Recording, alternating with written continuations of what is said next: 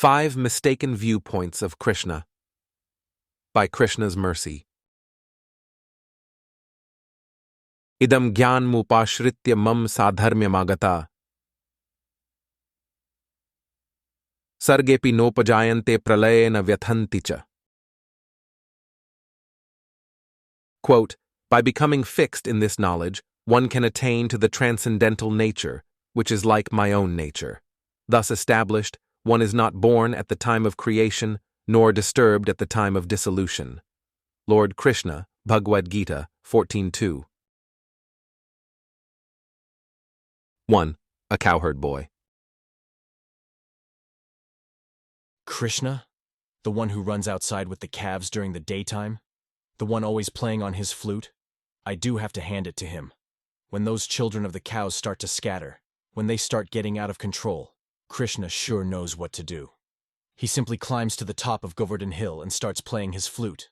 That sound apparently attracts everyone towards him. It is an interesting exchange and all, but who takes such people seriously? 2. A cowardly kshatriya. Krishna? You mean the coward who ran away from the battlefield? The one who was too afraid to confront the persistent Jarasandha for like the 21st time? Okay, so Krishna was victorious all those other times. I am not sure why he was so annoyed by all the attacks that he felt the need to run away, acting like Mr. Rancor over there. Anyway, he is not someone to be taken seriously. He hides in his well-guarded city of Dwarka. He can't seem to control himself either, so he is always surrounded by beautiful queens.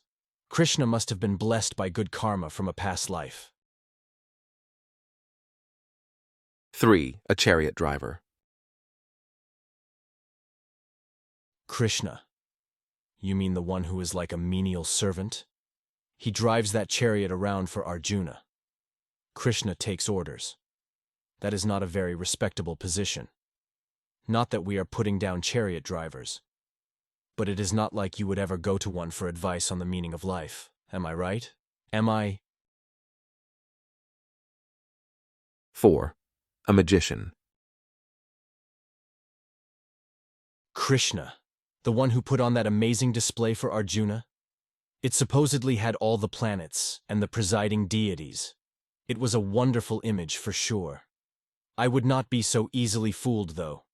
Any magician can repeat the same through proper training and practice. It doesn't mean much that Arjuna specifically requested the vision of the Virat Rupa, was granted a special set of eyes in the moments prior, and then spontaneously broke out into effusive praise.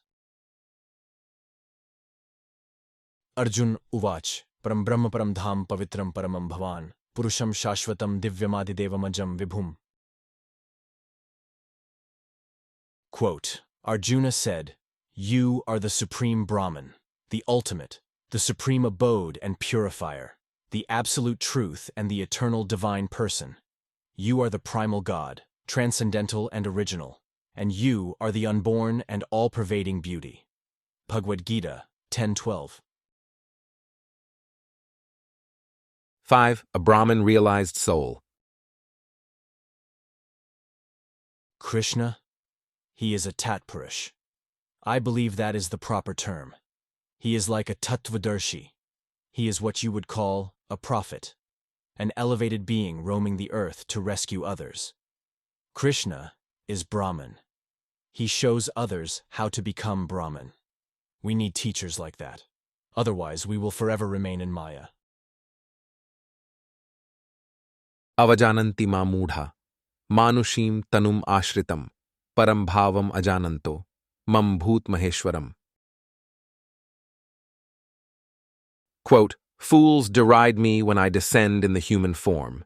They do not know my transcendental nature and my supreme dominion over all that be.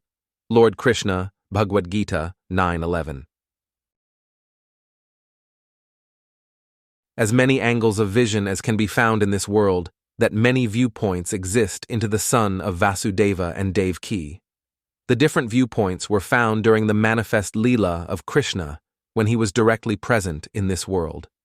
Even those who interacted with him directly, face to face, did not always understand him properly. The above viewpoints are mistakes in that they are either completely wrong or incomplete. Krishna himself declares this in Bhagavad-gita. The people who are not intelligent consider him to be an ordinary human being.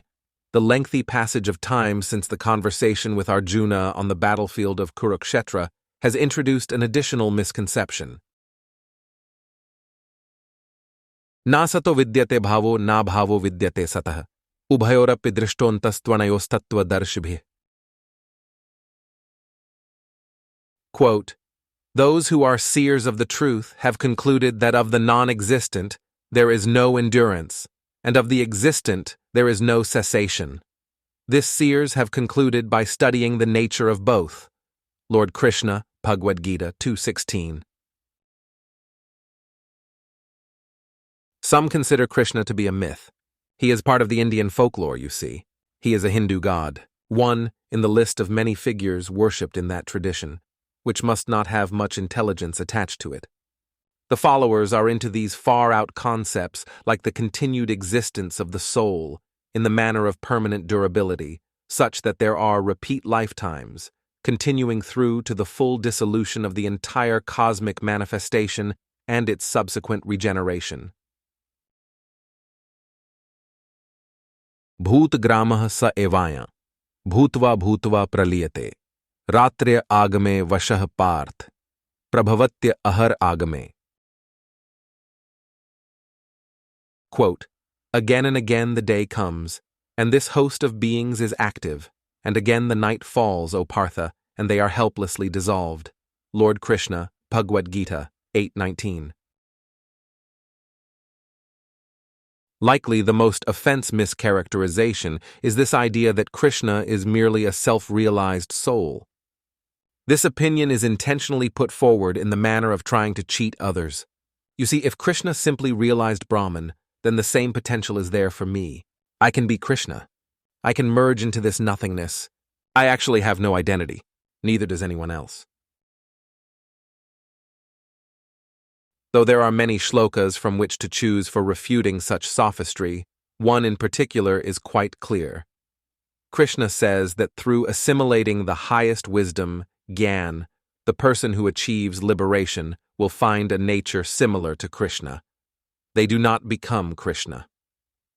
Sages of the past have also found success in this path. This means that there is a separate identity. Individuality. Sages of the past are individuals of the past. They are separate from Krishna, as is Arjuna. As are we, who can benefit from the wisdom shared in that conversation. The Gyan is meant for us, who are within the human population. If we maintain a mistaken idea of the highest teacher, the Adi Guru, then how far can we really advance? It is a kind of cheating to accept the knowledge, but not acknowledge the supreme standing of the teacher. He never says that we become God, or that we assume an identity where we can attribute the origin of the universe to ourselves. Rather, there is oneness, Advaita, in the merging of consciousness. It is aligning our interests with the Supreme Lord's. This is the way forward in the continued existence, through eternity, in liberation. In closing, just a child with cows to play, or magician with amazing display. Away from the battlefield to run, chastity of young girls undone. Not someone seriously to take, in this way foolishness to make. Krishna with highest standing of all, the origin and greatest teacher to call.